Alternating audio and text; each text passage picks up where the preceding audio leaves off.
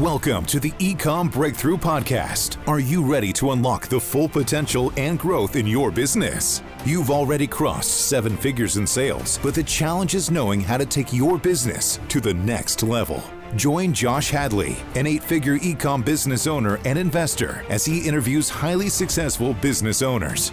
Get ready, because you're going to learn specific actions you can take today to help your business reach its full potential and leave a lasting impact on the world.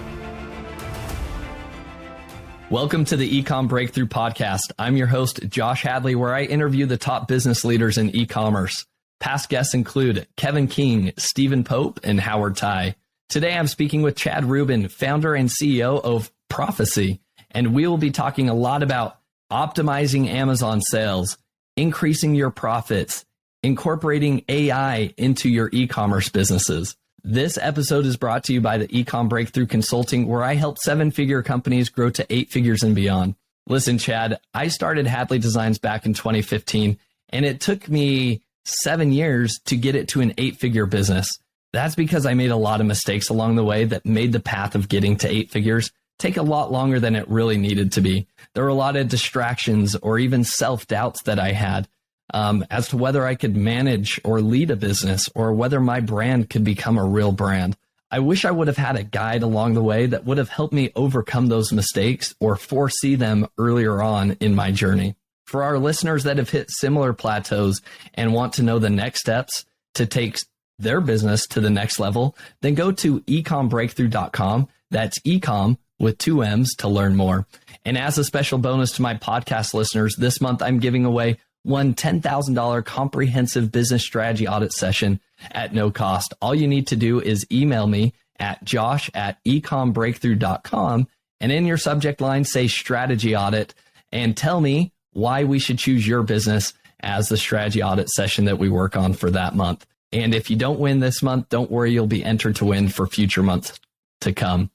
Today, I'm super excited to introduce you to Chad Rubin. Chad leads Profasee's operations and oversees its strategy. He often speaks about e-commerce, Amazon, and leveraging AI strategies on webinars and conferences worldwide. He is also the author of the Amazon bestseller, Cheaper, Easier, Direct. Prior to Profasee, he founded Think Crucial and co-founded Skubana and The Prosper Show. He is also a father, husband, and loves coffee and tacos. So with that, Chad, welcome to the Ecom Breakthrough Podcast. Thank you for having me. Excited to be here. Chad, you've done a lot of amazing stuff in the ecom industry. Why don't you give us a little bit more details about your background? I mean, you helped co-found Prosper. Tell us a little bit about that. We had James Thompson on the podcast previously. I think he's about 10 episodes earlier than you. And, tell us all about Skubana, because I think that's a really well-known software in the industry as well. Yeah. So I think if we zoom out, I've been in ecom now for 15 years, which makes me like a first-generation Game Boy. I think my goal in this industry is to just leave it better than how I found it. So I was an early Amazon D2C brand before private label was a thing. James Thompson happened to be my account manager at Amazon, and we stayed in touch, and he saved me a lot of times through the years. And so when I started selling multi-channel, I reached out to him and I said, hey, I'm building this software. Do you want to take part in it? Do you want to invest? He was like, heck yeah. And then he was like, hey, I'm about to build this community of Amazon sellers. Do you want to be part of it? I was like, heck yeah. And it was just a perfect collaboration. That's awesome. So started building. We did great. We sold both businesses with really beautiful exits, and started working on Profasee and right after I sold Skubana. So in December of 21, started building. So it's been a year of building so far. That's fun. Did you already have, the idea for Profasee on your mind prior to exiting, and that's why you're able to so quickly do it? Or was it just kind of like you had some free time and you're like, this is it, this is the next thing? It's funny. So we sold April 2021 Skubana, and it was a great exit. I helped with the transition, and then I resigned from Skubana in October of 21. During that time, I did a lot of self-work, a lot of, I would say, upgrading myself to a different version, hired coaches to just be the CEO of me. And during that time, I was like, had a little notepad where I'd write down things that bother me. And I started working back on my eComm company as well to try to improve it because it was starting to deteriorate because it hadn't gotten a lot of love from me. So long story short, pricing, I started asking the question, why, right? Why is pricing the way it is? How are we pricing our products? Why are we not changing our price? Is it acceptable to change price on Amazon? Why is nobody doing it? And started forming a hypothesis that there's like billions of dollars that are being left on the table because nobody is pricing. And then I started exploring, doing it manually, running a spreadsheet, and then started really digging into AI, which, by the way, is a buzzword that's thrown around often, which we can talk about more. But started really working on building a world-class model with real data scientists to help a lot of brands on Amazon optimize price, which leads to maximizing profit. Yeah, I love that. Well, there's so much that we can dive into here. One of the most important things that I love, though, Chad, is that you have your own e-commerce business as well. So you're not just sitting from the sidelines of like, I think this is what would be nice for, people in the e-commerce industry. You're an actual seller. You're in the trenches. And so you're solving real problems that you're facing in your own business. So with that, let's continue down that path of Profasee and pricing, and then we'll kind of flip the conversation. We'll go down the AI route as well, because I know there's a lot that we could talk about there. So let's talk about pricing first, because I'm a huge believer of this, especially in the inflationary environment that we're in, where a lot of sellers, honestly, are letting their margin just get watching it erode away without doing anything. So tell us more about that, your experience with Profasee and what you've seen. Yeah, well, so my eComm company, we manufacture vacuum filters, coffee filters, air filters. It's a commodity. And we had a beautiful year, a great year in 2020. And then 2021, we saw some softening, which led into 2022. So there's PPC inflation, there's your cost of goods sold inflation, there's saturation in my category, and it's at its peak. We have Chinese sellers selling against us, trying to convert from renminbi to US dollars. And so there's all these things that are happening, and my profit started dwindling, really, and there's a lot of profit pressure, a lot of compression happening. And so I was looking for new ways to unlock profit. And I think pricing is a lever that is the biggest lever that flows to the bottom line, and it's a huge blind spot, and nobody's making a change to price. There's all these agencies out there that are saying, hey, like we'll change ad spend. And if you look at the equation of ACoS, which is your ad spend relative to your revenue, and they're only changing one side of the equation. It's like having a peanut butter sandwich and not having jelly on it. And those two things go together. So true. So true. And so many people overlook it. And honestly, there hasn't been many tools in the Amazon space to be able to test prices. I know Splitly is probably the most common one that comes to people's mind. I know I've used it, didn't love it, and so we retired it. So tell us more about Profasee. What does your guys' software tool do, and walk us through some of the strategies of how to use this?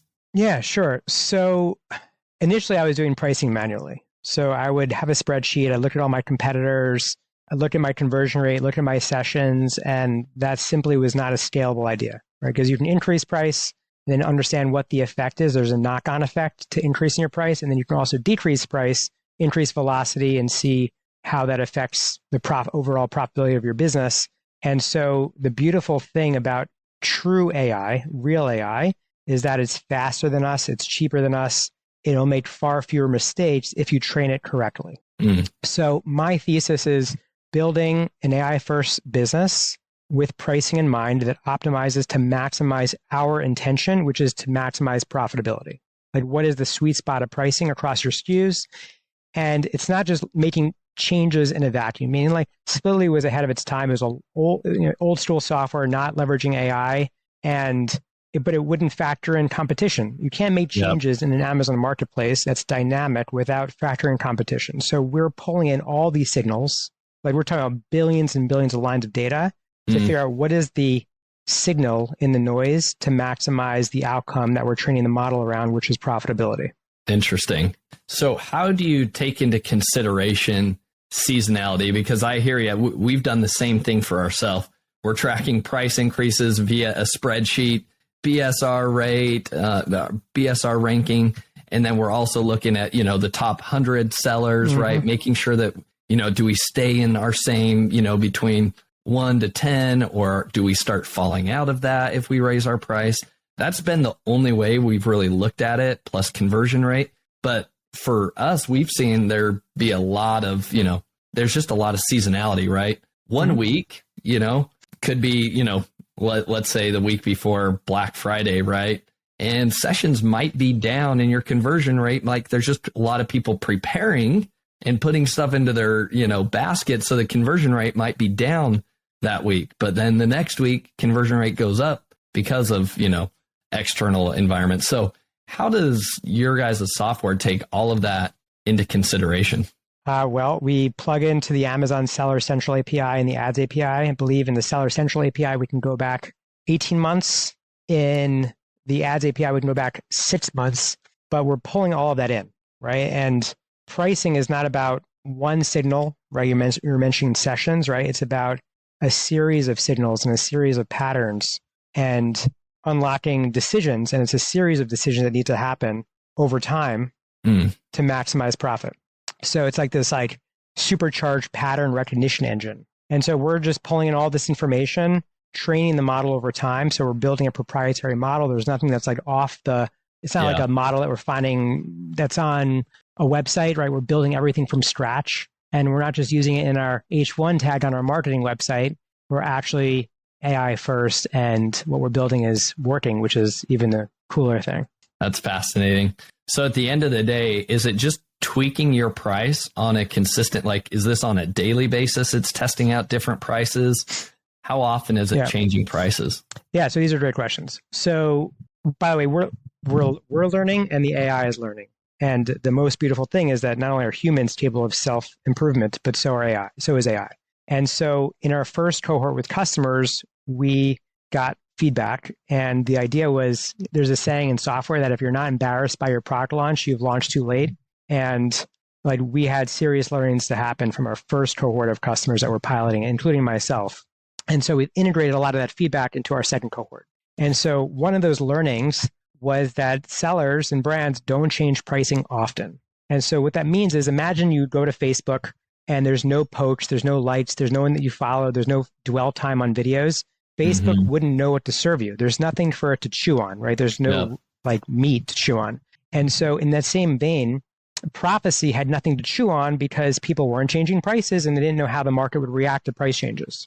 So in our second cohort, we've developed this, we call it the hyper learning phase, where we go through a month of incremental small changes to price that are done on a profit neutral basis that it can learn from and improve from what it finds, and then start to deploy the optimal price to the channel. And we do it dynamically. And just to be very clear, we only do this for private label brands like Amazon, digitally native brands. We don't work with resellers, or if you're trying to compete for the buy box, there's plenty of tools out there that do it. We are exclusively focused on winning the search engine ranking page on Amazon. Interesting. And I think that's an important thing to call out, because there's so many repricing softwares out there that are just simply trying to own the buy box. They're not necessarily there to maximize your profitability. So I think that's a huge differentiating factor. And this is meant for private label sellers. If you have your own brand, great tool to be using. So I want to ask you the question, Chad. You've gone through multiple exits. You have your own ecom brand. Why the focus on pricing, and why is it so important at the end of the day? Yeah. So, well, firstly, the reason why I was focused on price was that I'm still working through it. I've been working on turning around my e-commerce business. It's been deteriorated over time, didn't get a lot of love from me as I've been building other initiatives in my life. And so, for me, I optimize spend and my ACoS, and I've been optimizing our conversion rate and my listings itself and the infographics on those listing pages. But the one thing that's driving the most to the bottom line, it's a very small lever and it swings big doors, but it's not being swung with price. And I just couldn't understand why. If we have a $10,000 ad campaign, you would never leave it on would never leave it unoptimized, right? You'd always be optimizing it. So why is nobody optimizing price? Because it's hard to understand and it's very manual. And by the time you make the change to the price, the market shifted. So this is why I focus on it. And it's a delicious problem. It really is. And it can provide, I mean, it's a huge impact to your bottom line, right? That if you want to, increase your bottom line, the best way to do it is just by raising your prices. Roland Frazier, one of the previous guests that we've had on the show, one of the things that he does first when he acquires any businesses is he simply raises prices. Because to your point, so many brands do not touch their price. They're too scared, to be honest with you, because they're like, well, I like sales where they're at. If I raise them, 10%, 25%, I'm going to lose it all, right? And I think I actually fell in that camp prior to all of the inflationary environment that we've been in recently, with Amazon continually increasing their FBA fees. You've got manufacturers increasing, the cost of goods that you're purchasing from them. ACOS is going up, ads. So with all of that, like our back was against the wall, although I felt like, hey, $19.99 is kind of that's the tipping point. You go over the $20, like you cross that mental bridge of $20 and something cents, all heck's going to break loose, right? And I'm just going to be in a downward spiral, lose my market share. And on the contrary, we raised the price by $5, increased the price by 25%, and still maintain we were currently the number 2 best seller in that entire product category. Didn't move a needle. We stayed right there. Now we've got more profit coming to the bottom line. So I want to ask you the question, Chad, like, are you seeing the same thing with a lot of the clients that you're working with and these early users of the software, that there is more room to increase prices on Amazon and it's not affecting organic rankings, or it's not a spiral downward? Or are you seeing the opposite's true of, hey, really, like, lower your price? Yeah, you get margin compression, but man, you shoot to the roof and you stay locked in those top positions. What have you seen? Well, okay, so Profasee in general is about maximizing profit without sacrificing your BSR. So there's a lot of people in the Amazon space that say just raise prices, and that's a lot of times could be reckless advice and insight, right? Because like pricing isn't one size fits all. And yes, pricing needs to change, but the question is, should it go up or should it go down? Because you can increase price and that may offset demand. And you can lower price, it may spur demand, it'll increase velocity, and it could produce more absolute profit dollars to your bottom line. And you could lower BSR as well. So like there's also a knock-on effect that happens on Amazon, like the flywheel that I hate to talk about, but needs to be talked about, which is like the price today impacts your orders tomorrow. And so nobody knows what that sweet spot is. And just because you raise price tomorrow doesn't mean actually it should be lowered 2 days from now or 3 days from now.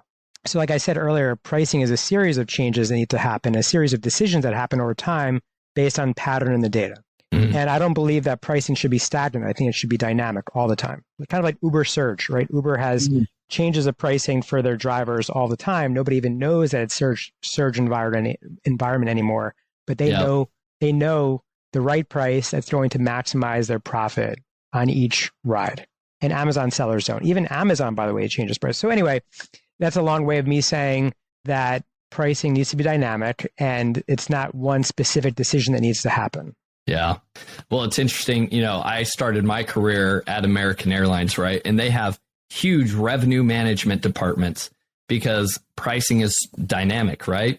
They're always changing the fares on a regular basis to see what's the competition doing, how full is my plane, are there certain events like big football, is there Super Bowl going on in this weekend? Well, in this market, I'm going to increase the fares because there's going to be that much more demand. So I think that's such a good mindset shift for, I think, private label sellers to look at their pricing instead of like, well, you get to your maximum price and then you just leave it there, right?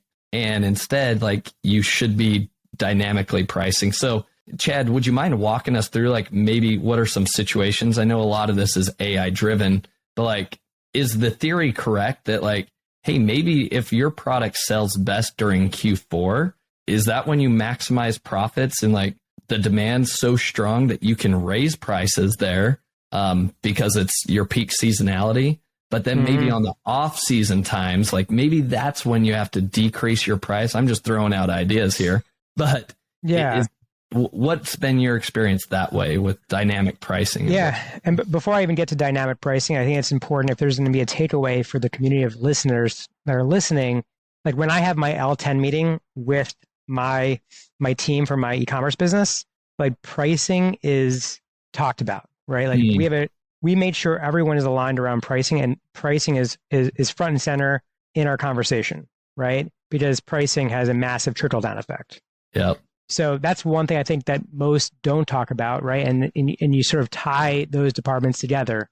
Whoever is responsible for pricing ties to finance, ties to listings, ties to ad spend.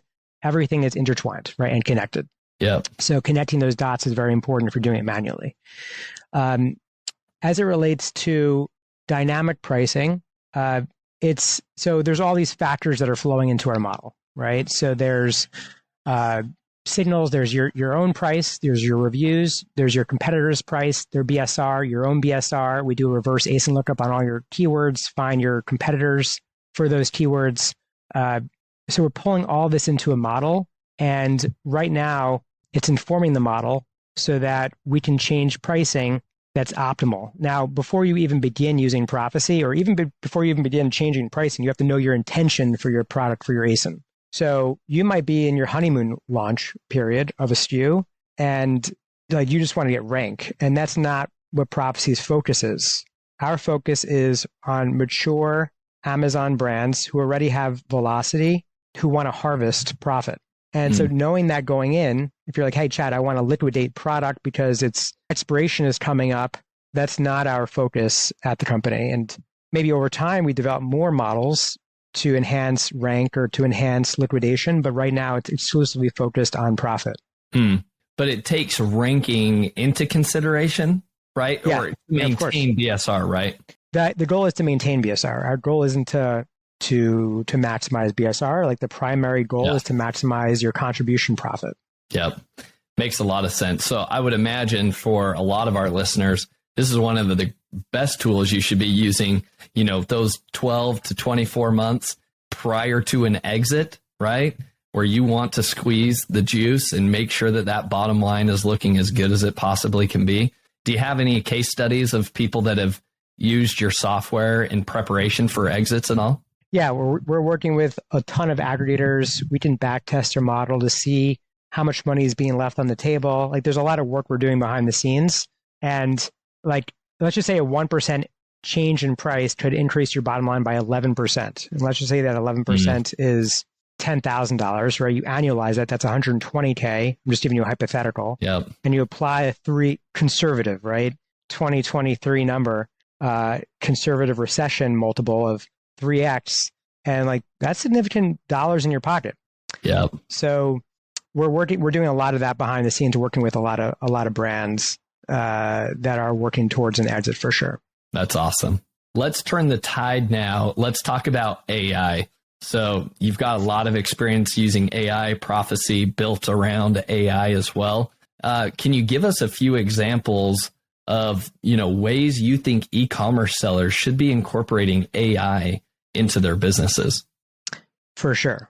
So by the way, AI is thrown around. And so I just want to be very clear is that AI, true AI, right, will observe, will experiment, and will learn independently of a human that's built it.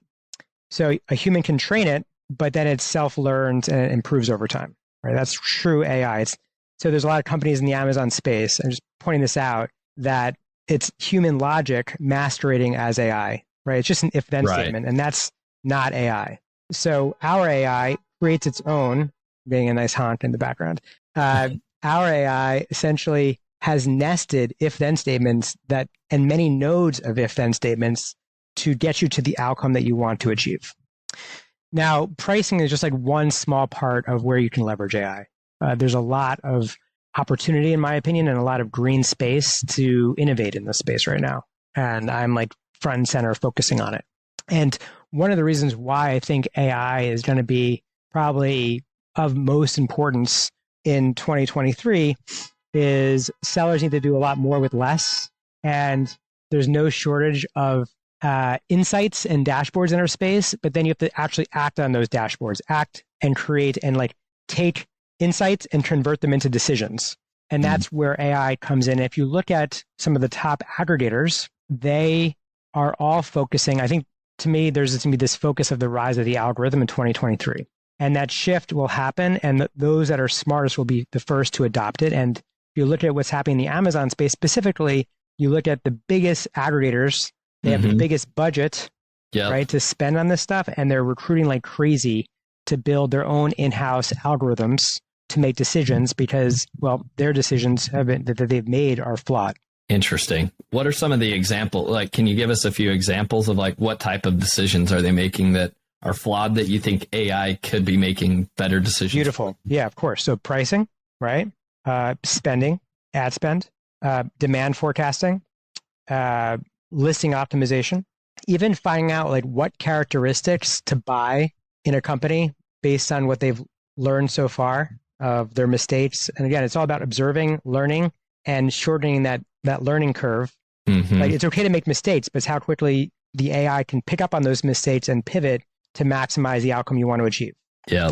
So we're like in the epicenter. To me, like crypto was always interesting, but it wasn't revolutionary the way that AI is.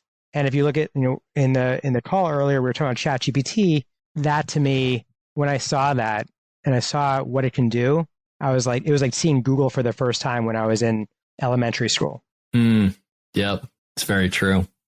What do you see? How are you currently using AI? Then would be my question with your current e-commerce business. I know you're currently restructuring that, bringing it back, to its fruitful days. So how are you utilizing AI? You've got Profasee that you're using. That's your AI tool for pricing. But what other ways are you currently using AI? Oh, man. So firstly, Profasee, like the beautiful thing is we're building this proprietary algorithm. It's fantastic, right? But then there's like the actual text work. So for example, ChatGPT has version 3.5 that was released with a dialog box. And that dialog box, each thread can be saved and can be trained, right? So I shared earlier that I run Think Crucial, and I've been working on turning that business around in many ways, SKU rationalizing, better forecasting, better demand planning, optimizing on price, optimizing our infographics. So an example would be we make a vacuum hose. Okay. That vacuum hose, I don't know much about vacuum hoses, right? But I know enough where I can talk about, hey, I know the vacuum hose will suck up more dirt, improve the overall healthiness of your indoor living space, and get rid of dust. Now, you can essentially train ChatGPT to come up with infographic headlines for your listing. And it came up with it. Like literally, I said, create bullet points for me around a benefit headline for this vacuum hose. And I trained it, of course. And so there's a lot of like tailoring that's required to get you to the outcome that you want to achieve, just like anything else in AI. And it came up with this like one headline. It was like dust be gone. And I was like, boom, right? That was just like one headline that I used, the infographic, but like think about how much time it saved me. And so that's just, I'm giving you one example of me using it in my ecom business, but I'm actually using it like through a lot of parts of my life right now. Could you share some of those other ways that you're using it out of e-commerce? Just because I myself am wondering, like, I've had the same questions with ChatGPT of like, this is so powerful. What are the different ways that I could utilize it even in my own life? So would you mind sharing that even personally, what you've been using it for? So you can use it for creating responses. And so initially I had, I have like two different screens open. I have my main screen and my other screen, and you can use it to revise and edit copy, right? And so sometimes you want to like put some ideas in something and plant some seeds and then have the copy be built for you in an email response. And so I was doing that and I was like, wait a minute, there has to be like, first of all, this is amazing, right? It can edit a reply for me in an email, but like, why is there no Chrome extension or software out there? Because ChatGPT can technically write emails for you. Right. I started researching, and this is going to probably go to one of those end of the podcast questions, which is like, what software am I using right now? That's a game changer. Yeah. So I found this software called LEAI. Okay. And LEAI essentially is a Chrome extension. It goes into my Gmail and it has different tones. So it has like interested, not interested, disappointed, excited. I can hit a tone and hit reply or respond, and it will respond based on what it believes in the thread should be the next response. Wow. That's cool. It is so freaking cool. And even if it takes me only 70% of the way there, right? Yep. Or 80%, I mean, I'm sure, Josh, you get a lot of emails. Yep. I get a lot of, like, we all are just inundated with emails that require responses. And like, what if you can even cut down the response time? So I have my inbox shadowed right now. I have a shadow in my inbox, which is a VA. But now I can essentially maximize the potential of my VA where we can run LEAI, get us 70% of the way there. Yep. She does the remaining 30%, and now she can be doing other things that are high impact for me and for the company. Totally agree. I think that that's one of the first things that people do is you try to outsource their email inbox management, especially as you get busier as a CEO. And yeah, you hire that VA. Well, the great thing is too, I mean, you could even get, I'm definitely by no means an English, major by any stretch of the imagination, but like having well articulated emails generated by AI, it's going to make you sound smarter. And I remember one of the things that I got feedback for when I was working at American Airlines, like I'm straight and to the point, whenever I get feedback. And so I think like you could build that AI, I imagine, to say, hey, start with something nice about the person. Hey, thanks so much. Hope you're having a great day, blah, blah, blah.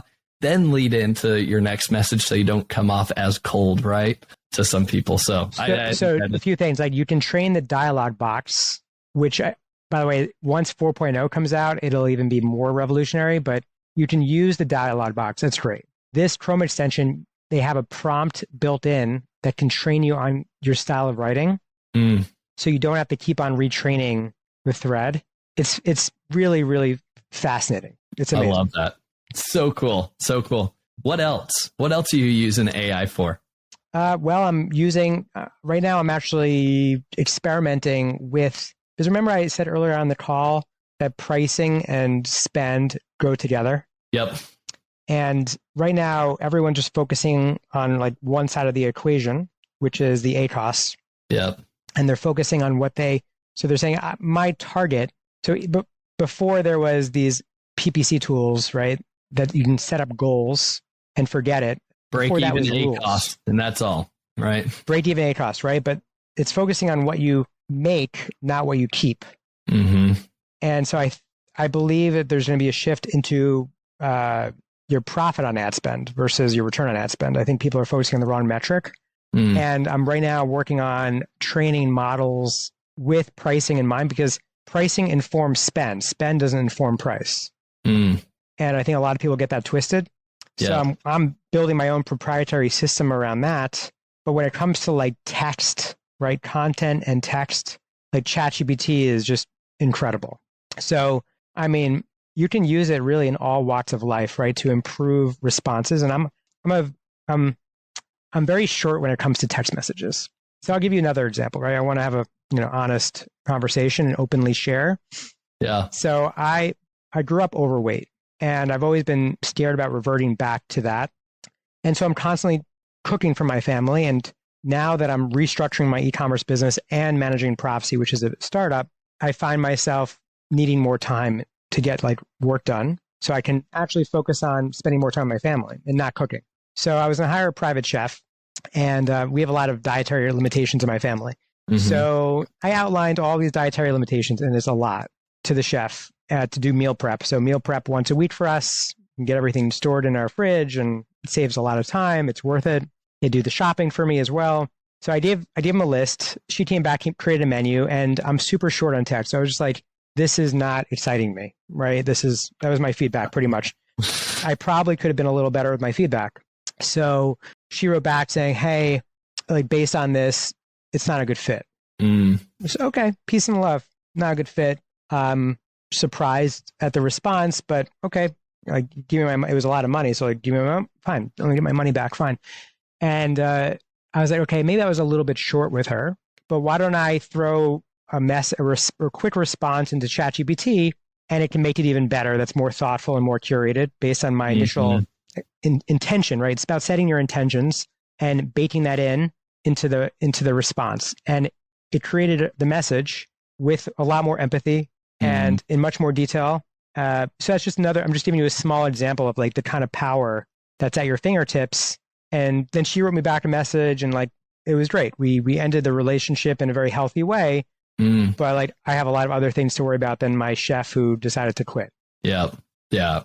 What a great example. And I think it can save you so much time, have you come off, as more empathetic and just saving a lot of time. I fall into that same bucket. Don't have a lot of time. So you get a lot of quick responses where same thing, maybe that empathy doesn't come through that text or the email very well. Chad, let's pivot our conversation now into your ecom business restructuring that you're going through. Tell us more about what you're doing there to kind of resurrect your e-commerce brand. So it's a very mature brand. I've been selling on Amazon since 2007. Been around since the beginning. I'm definitely an OG. And look, I was probably one of the first direct consumer Amazon brands. Margins were probably in the SaaS margin profile. And have deteriorated ever since because there's been a gold rush. Let's say like the gold rush started, I want to say in 2015, 2016, dating back to probably like amazing.com. And it's gotten certainly a lot more competitive. So in that process, right, I started focusing on other things that light me up, right? Prosper Show, Cubana. And I'll just say that I didn't get the proper love and devotion and attention that it was needed. So now you fast forward, I've inherited a business that hasn't gotten a love. It's very dusty. The listings are dusty. It needs SKU rationalization. There's been a lot of copycats in the space. And so, everything is on fire pretty much. And actually, I think we're going to have a good month this month, but it's taken me about 3 months to catch the falling sword. And so what have I done? I've restructured the entire team. I created an org chart. I've hired specialists in each department. Instead of hiring like generalist roles, I've hired like spearfishers. I've been working on SKU rationalizing. We have 550 SKUs that are all private label, not including kits and bundles, which gets us to like 1,000 something listings. So I'm going through a lot of SKU rationalization. What do you mean by that? So creating criteria so for example, I would say something like, anything that is below a specific amount of turns, that is below a specific net margin, that has less than 1 velocity per day should get cut. That would be an example of a SKU rationalization practice where we're cutting SKUs to make the business more efficient, easier to manage. Yeah. That's an example. Another example is like right now, I'm just like unloading on you, right? Because like it's all top of mind, and hopefully this is helpful for someone listening. I love it. I'm taking notes myself. This business hasn't I've been in a 3PL for like 13 years or something, and they do all my pick and pack. They do my D2C business off Amazon. They do all my FBA workflow, and they do my kits and assemblies that go to FBA as well. And so, well, why not do those kits and assemblies in China? As an example, why not inject that directly into the Amazon distribution centers directly from China versus using labor that's very expensive labor to do that work? So these are just a small amount of we're talking infographics as well. There's a slew of things that I'm like firing on every cylinder to turn this company around, and I'm leaving no rock unturned. And I've also implemented an L10 meeting, which is an EOS meeting that initially we had somebody come facilitate it to get everything out in the open and alignment across all the functions of the team. Yeah. How big is your team right now for that business? So right now we have 2 like general VAs. We have someone just specifically focusing on inventory forecasting. We've got Profasee doing the pricing. We've got a catalog manager, and we have a PPC person internally. So how many is that? Is that 5? 5. Hopefully? Yeah. Yep. Yeah. So pretty lean team then. And you said you're kind of restructuring it. What does your org chart look like now, right? you're hiring more people or spearfishers, right? Specialists. Yep. Like, tell us more about that. Yeah. So it could be like finding somebody to just do all my Amazon health issues, right? Like we make replacement filters to fit specific models. And so hiring someone specific for that.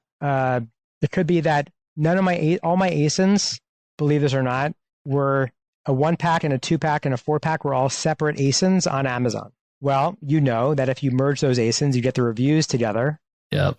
The 1-pack, the 2-pack, the 4-pack can all live in the same listing. And so finding somebody to do all of that work, and there's a lot of work that needs to happen because they have to identify what are the different kits, what are the bundles, how they should be merged, which should be the parent versus the child, and the dependencies that are interrelated. So those are some examples for you. Awesome. I love that. Makes a lot of sense. And then down the road, so you're heavily involved in those meetings. So you're involved in the level 10 meeting, I would assume, and kind of helping coordinate the work of those 5 team members then right now. Is that true? That is a true statement. And that's why I like ChatGPT or any AI that I implement that can save me time and save me hair loss and save me money is amazing. Yeah, totally hear you. That's great. Is there anything else that you wanted to cover as it relates to restructuring or even incorporating AI that we haven't touched on yet that you think our audience should know about or be aware? Because and then maybe I think I've kind of created another question in my mind of that we'll take this is, where do you think the future of Amazon is going? Like, what does it look like 5 years from now as a private label seller from your perspective? So kind of 2-part question there. So I think I've shared openly about how I'm leveraging AI and like the components of AI that I'll be implementing today, right? I do think that there's a sense of, in an Amazon business, the early adopters are the ones that end up winning in the long term, and that compounds over time. So the quicker you can implement AI and adopt what I've discussed today, I think the better off you're going to be, because I think the strong and the smart are the ones that are going to survive. As it relates to Amazon, I mean, right now, I'm pretty bearish on our economy specifically. Ecom went through a amazing flourishing wave during the pandemic, and I think consumer spending is going to drop. I do think Amazon is going to be a great place. Like, where do people go when they want to save money? They're going to spend less money on Shopify, on direct consumer, non-discretionary goods, and focus on discretionary goods, commodities. And that's really, the Amazon marketplace is really good at that. I guess I'm pretty concerned around our global economy and the softening, particularly China specifically. And I've posted on LinkedIn a little bit about this, and finding redundant supply sources for those that have tremendous Chinese exposure to suppliers, I think is going to be important as we move forward. Yeah, I've heard that in the past. We had Steve Simonson on the podcast as well, and that's something that he highlighted, right? Is he definitely encouraged in the political environment that we're in to start looking for some alternatives. So you're the second to echo that sentiment. Yeah, I think that's a good call by Steve. And I'm seeing it right now, right? I'm dealing with my suppliers. Right now, there's a COVID outbreak in China. They've had the zero COVID policy in place. And it's unlikely, like, we're not even at the Chinese New Year yet. And they're already telling me, hey, like, we may not be able to deliver on these goods. And so I think finding other sources of supply are important. But the problem is that, like, most of the manufacturing capabilities are in China. All the machinery is in China, and the cheap labor is in China.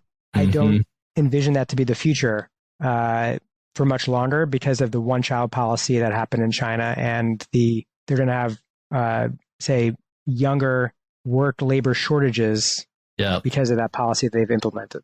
It's true. So with that being said, what's a seller to do?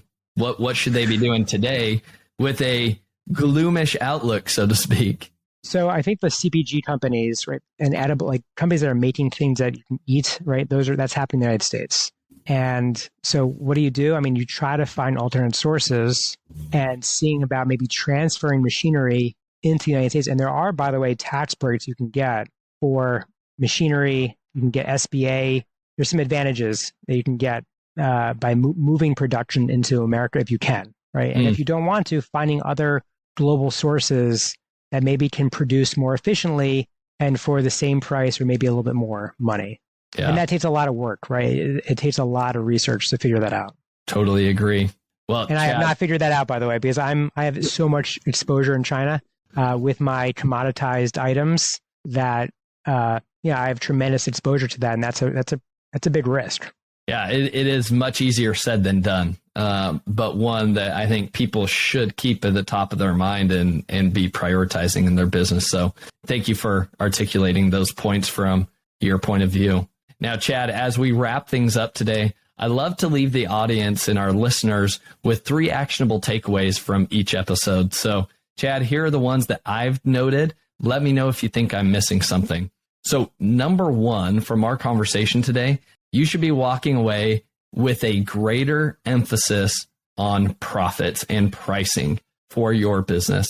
I think overall, so many businesses and private label sellers haven't tested their pricing or considered raising their pricing recently. And because it is such a bear to kind of understand what kind of impact a decrease in the price could bring or an increase in the price could bring, most people just leave it alone. I think that, like you mentioned, the aggregators are on top of this. They're going to start using it. So it's going to be the strong and the smart sellers that are going to be able to survive 3 to 5 years from now. So starting on that today, and I would give a shout out to Profasee. What a great AI tool to use that's going to maximize your profits and make sure that you maintain that BSR.